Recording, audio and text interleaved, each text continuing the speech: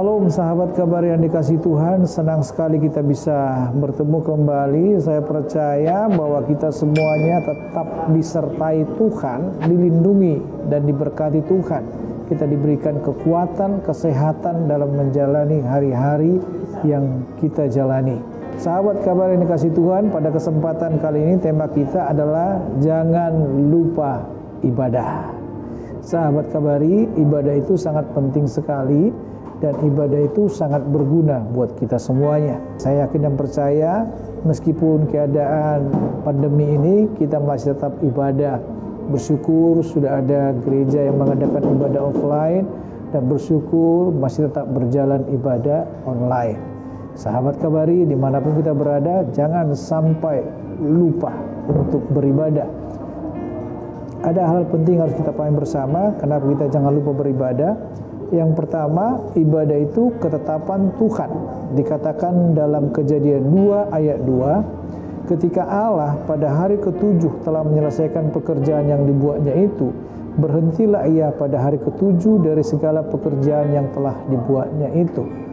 Dan dikatakan dengan jelas di sini, ketika Allah telah selesai melakukan pekerjaannya pada hari ketujuh, Allah berhenti dari segala pekerjaannya. Dikatakan itu lebih jelas dalam Keluaran 20 ayat 11, sebab 6 hari lamanya Tuhan menjadikan langit dan bumi, laut dan segala isinya, dan ia berhenti pada hari ketujuh. Itulah sebabnya Tuhan memberkati hari Sabat dan menguduskannya. Di sini kita belajar Tuhan juga bekerja. Tuhan bekerja dari hari pertama sampai hari ke-6, dan pada hari ketujuh dia berhenti dari segala pekerjaannya. Dan hari ketujuh itu adalah hari yang diberkati oleh Tuhan. Kita perlu mencontoh dan meneladani Tuhan yang telah menciptakan kita, Tuhan yang telah menciptakan segala sesuatu dalam dunia ini. Dan kita perlu memahami bahwa pada hari ketujuh itu adalah hari di mana Tuhan beristirahat. Dan hari itu kita gunakan untuk beribadah, bersekutu dengan saudara seiman, dan kita menghampiri Tuhan dalam ibadah kita. Hal penting yang kedua yang harus kita pahami bersama supaya kita jangan melupakan ibadah, dikatakan dalam Keluaran 34 ayat 21, 6 harilah lamanya engkau bekerja, tetapi pada hari yang ketujuh haruslah engkau berhenti, dan dalam musim membajak dan dalam musim menuai haruslah engkau memelihara hari perhentian juga.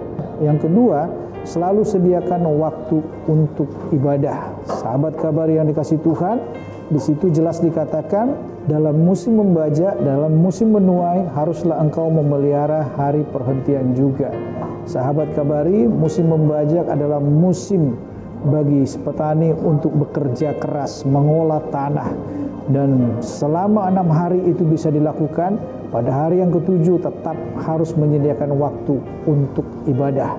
Dan juga ketika diberkati, yaitu musim menuai, itu juga tetap harus diperhatikan. Dari hari pertama sampai hari ke-6, kita bisa menuai hasil daripada tuaian kita. Dan pada hari yang ketujuh, kita harus tetap menyediakan waktu untuk ibadah. Hal yang ketiga yang perlu kita perhatikan adalah jangan khawatir akan kehilangan kesempatan usaha atau pekerjaan diberkati. Dikatakan dalam Kejadian 8 ayat 22, selama bumi masih ada, takkan berhenti-henti musim menabur dan menuai, dingin dan panas, kemarau dan hujan, siang dan malam. Di sini harus kita pahami bersama, selama bumi masih ada, takkan berhenti musim menabur dan menuai. Tetaplah kita menyediakan waktu kita untuk ibadah, sebab yakin dan percaya kita nggak perlu khawatir ketika kita beribadah kita akan kehilangan kesempatan atau keberuntungan oleh karena kita ibadah. Tetapi justru sebaliknya, kita harus menyadari ketika kita beribadah, maka Tuhan juga akan memelihara dan memberkati kita semuanya. Tetap gunakan waktu kita, sediakan waktu kita untuk selalu beribadah kepada Tuhan, bersekutu bersama dengan saudara seiman. Dimanapun gereja kita dan dimanapun kita berada, tetaplah ingat untuk selalu beribadah. Mari kita berdoa. Bapa kami yang di surga, kami mengucap syukur dan terima kasih kepada-Mu Tuhan. Pada kesempatan kali ini, kami belajar supaya kami tidak melupakan ibadah kami Tuhan. Kami percaya ketika kami memprioritaskan Tuhan, maka Tuhan pasti memelihara dan memberkati kami semuanya. Biarlah Tuhan kebenaran firman-Mu ini terus bertumbuh dan menghasilkan buah-buah yang luar biasa dalam kehidupan kami.